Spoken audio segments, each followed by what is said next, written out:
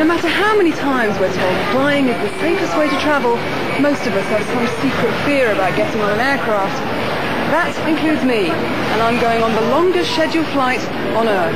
Some people are deathly afraid, I know. Most of the people I've spoken to are, yeah. No, love it. Off to Jamaica on Thursday. You say a little prayer, I think, sometimes. Turbulence, yes. Automatically start praying. Well, if I'll be honest, last time I went, I spent most of the time in the toilet because I am that scared, you see. I like to sit as close to the exit as possible. So just how safe is flying as more and more people want to travel in our already crowded skies? Thank you. Thank you very much. Hopefully ready in a few minutes. Each week, the air show is going to be working with the people we trust to make flying safe. The air traffic controllers, the maintenance engineers, the aircraft designers, and the pilots that fly them. Call me back when you're ready for push. Okay. That's the aircraft that's going to take me from here to Australia and New Zealand, and I'm going to try and make friends with it and the crew. You're changing this time. Good, thank you very much. This is the point of no return. Ground, good afternoon, New Zealand 1 Heavies, ready to push at Kilo 21. In 15 years, the number of aircraft in our already crowded skies will have doubled. Then, the experts predict there'll be one major crash each week if safety standards aren't improved. At that point, we won't be getting on planes. Okay, ground, cleared for disconnect. Yeah, disconnecting to the left-hand side, have a good trip, bye-bye. Okay, thank you, goodbye. What I'm thinking about is the increasingly complex interface between humans and machines. And the first person I think about at this point is the pilot. The trouble is, when you see what they have to go through to make flying as safe as possible, you may never want to fly again. Rapid depressurization chambers. Can you hear me?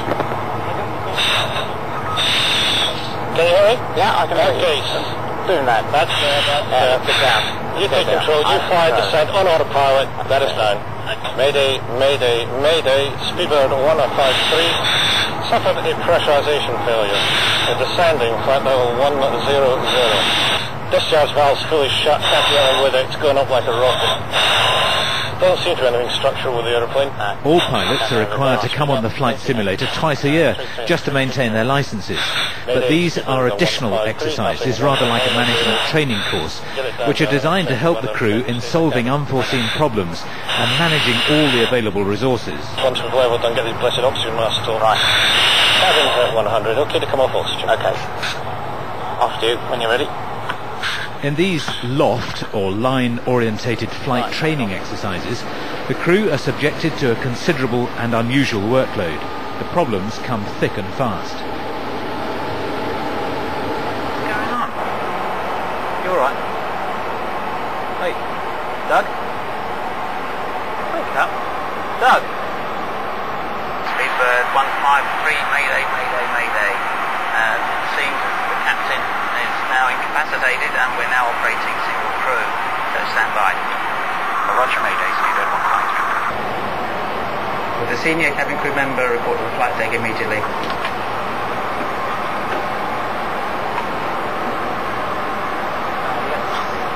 Doug's taking a turn for the worst. Would you just seat him? Could you pull him back and lock his seat, please? Right. If, in the unfortunate event that something like this should happen, it's reassuring to know that a single pilot can still fly and land the modern airliner. Thank God.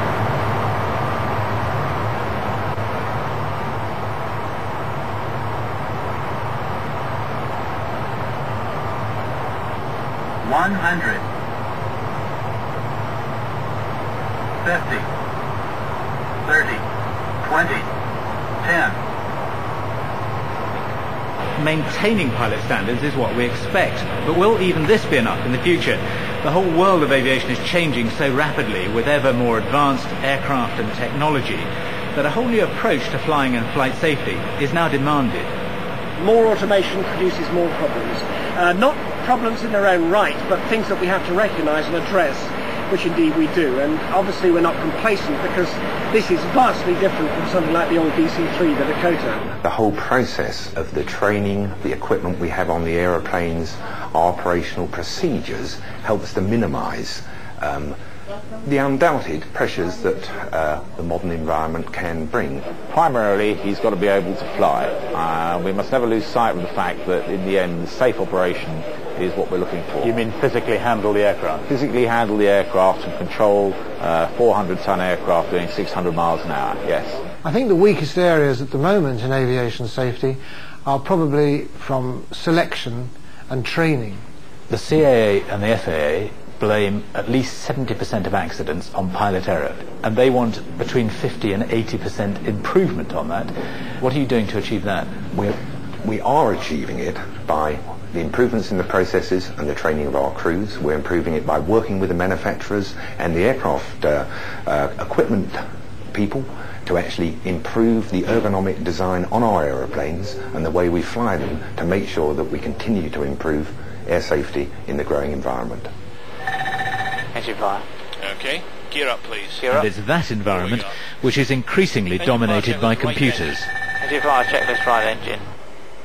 The relationship of human factors to technical factors, I'm afraid, varies from one analyst to another, depending on which part or where you want to put the emphasis.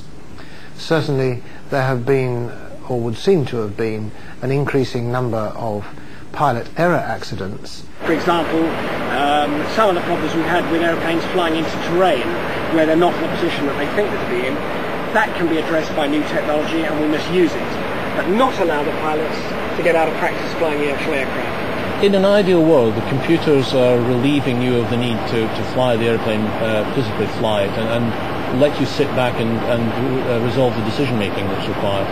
It doesn't always happen that way, obviously.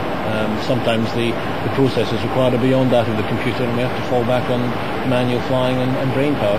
Because there is no computer quite like the human brain, because it actually thinks, the pilot, praise God, will always be there. Alt hold please. Mayday, mayday, mayday. Speedbird 153, we've had a fire in our right engine and we've shut it down. Well, I'm glad I'm on my aircraft. Now, what's the last thing you think about just before takeoff? I know what I think, and I'll tell you next week. New Zealand 1, clear takeoff, 099.